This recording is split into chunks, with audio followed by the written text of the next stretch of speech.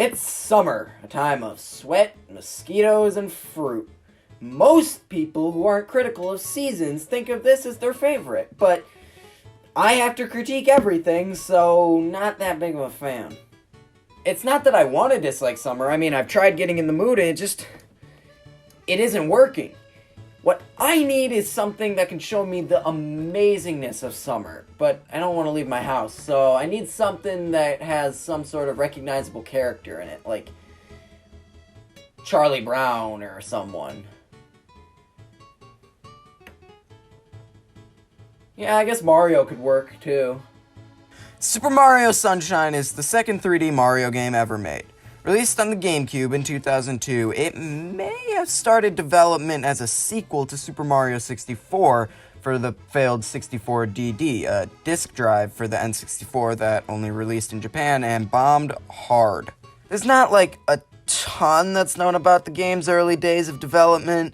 There was this tech demo called Super Mario 128 that showed 128 Marios running around doing different things, but there's no real evidence that Super Mario Sunshine is what became of this demo. The game was first shown off at Nintendo Space World 2001, and later was shown again at E3 2002 before the game was released later that year. The game was the first game directed by Yoshiaki Koizumi, who had been working at the company for the last 10 years as a sort of apprentice to Shigeru Miyamoto. Miyamoto, as well as Takashi Tezuka, worked on the game as producers. When coming up with ideas for the game, many things were floating around before they landed on the idea of Mario having a water pump that would allow for more interesting gameplay, which I will talk about in more detail later. The game starts off with a very nice cutscene where we see Peach, Mario, and Toadsworth on a plane headed to Isle Delfino. And we also learn that this game has voice acting.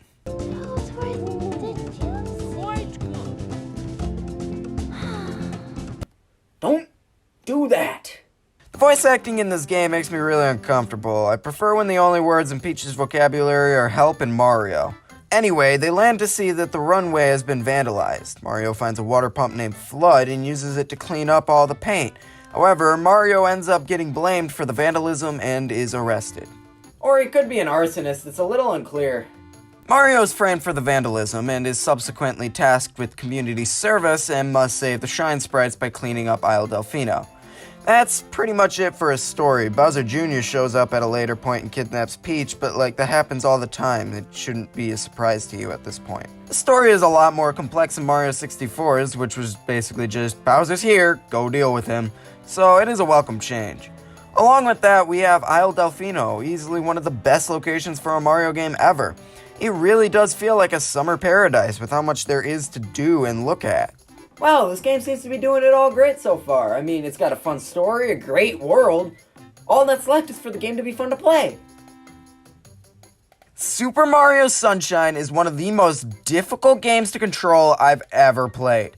It isn't really the game's fault. I mean, if I came out in 2002, I wouldn't be that much fun to control either. Which is why I waited until 2005. But man, is this a way to live? Shines that should only take 20 minutes end up taking literal hours, sometimes multiple sittings, just because the game decided I didn't land on that platform, or the camera didn't want me to see where I was going, or Mario just didn't want to hang on! Wow, Nintendo really killed it with this one, and by it, I mean me. It makes some of these levels feel less fun and more like an endurance test. Can you make it to the end without failing once, even when the game is actively working against you? Well, can you? At least the graphics are pretty nice, the models look really good, and the lighting and water effects are really great, especially for a GameCube game. I like the music a lot, it invokes a feeling of summer within the Mario universe, and the few stars that weren't making me scream into my pillow were a blast to get. But the rest of this game just felt so dated, it's hard to justify really going back to play this game, to be honest. I'd love to. I mean, I still haven't even fully beaten the game, but every time I think of actually playing the game, reality sets in.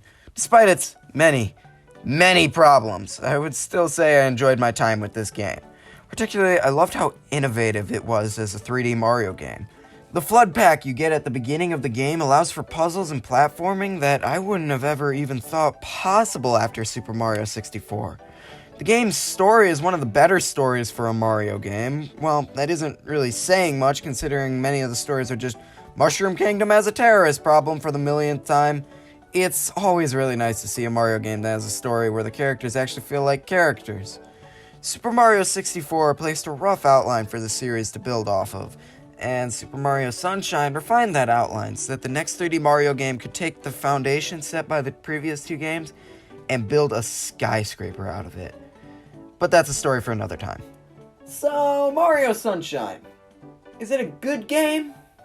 This game has some serious problems that make the game really hard to enjoy in the modern day, especially if you don't have any sort of nostalgic connection. But if this game were to ever be remade with a better camera and significantly tighter controls, maybe even a fresh coat of paint using the engine used for Mario Odyssey, this would become one of the best Mario games ever made. But as it stands now, it's pretty good, just very hard to play. Well, that game was a bust. If Mario games can't get me in the summer mood, then I don't know what will. Guess I'm gonna have to resort to the last resort. I bought a watermelon. Summer rules.